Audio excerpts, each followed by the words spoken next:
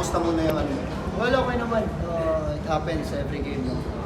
Especially playoffs. The physicality is more, andyan.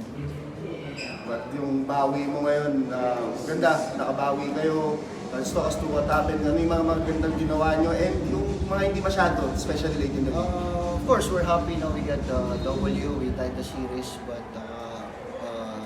marami pa kaming i-improve, especially the last part of the game. Talagang alam namin na ganun yung rain or shine, but hinayaan pa rin namin mangyari. Pero sana ma-improve namin next game.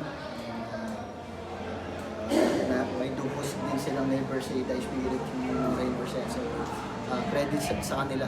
So yung mga bata talagang bibilis.